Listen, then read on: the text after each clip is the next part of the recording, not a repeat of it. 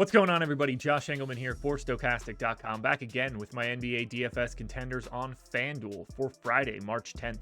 Now be sure to hit that like button, subscribe to the channel, and hit the notification bell so you know when everything goes live. Follow me on Twitter at Josh Engleman, and then sign up for our lineup generator. This is the big one here. You see it on the banner at the top of the screen and at the bottom. Click the link in the description, head on over to Stokastic, sign up. Get 50% off the lineup generator for your first week. That's going to be less than $5. We generate thousands of lineups on the back end.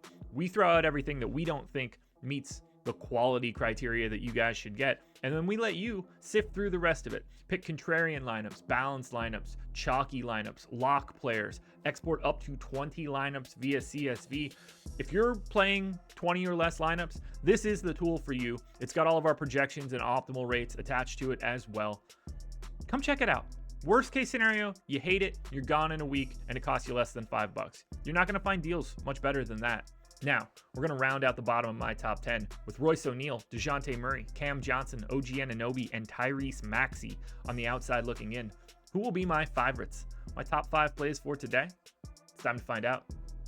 In first, at number 5, we've got Fred VanVleet. He is point guard eligible, 8,400, projected for 41. The goal is 48. He's in the optimal lineup 23% of the time.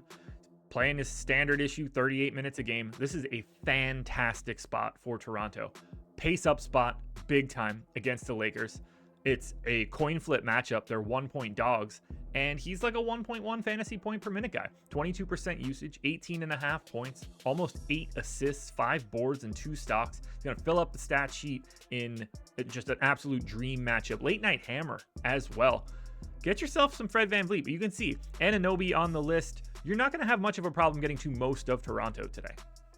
Next up at number 4, we've got Delon Wright. He is point guard, shooting guard eligible, 5,600, projected for 28. The goal is 34. He's in the optimal lineup 24% of the time. We had Monty Morris out for a while. Delon Wright took the helm as the starting point guard. Now Morris is back, but he came off the bench in their most recent game, and Delon Wright still played north of 30 minutes. I gave him 29 here, and he still shows up as the number 4 guy. He's a 0.95 fantasy point per minute guy in a pace-up spot in a competitive matchup against Atlanta. 9.5 points. Not a big scoring guy. 4.5 assists, 4 boards, and 2.5 stocks. This is a guy that picks up a lot of steals, which is always a benefit on FanDuel. So as long as we assume that Delon Wright is still in the starting lineup, I like the MPE, I like the price, and there is minutes upside even at the projection I gave him. In at number 3, we've got Jaden McDaniels. He is small forward, power forward eligible, 5,400, projected for 27. The goal is 33. He's in the optimal lineup 24% of the time. It's a really nice matchup here against Brooklyn. It's pace neutral, but fast-paced in general. It's a 5-point line for Minnesota, so it's probably competitive. You're getting 32 minutes a night from McDaniels. He's a 0.8 fantasy point per minute guy. 13 points, 5 boards, 2 assists, 2 stocks. Fills out the stat sheet, has the MPE. The MPE is just so massive. To be able to put somebody in 2 different positions, it just increases your flexibility dramatically. I like this spot a lot for Minnesota against Brooklyn. I know Brooklyn's going to be well rested considering they ran like a completely different rotation yesterday on the front end of their back-to-back, but McDaniels' minutes are there, the price is there, the MPE is there.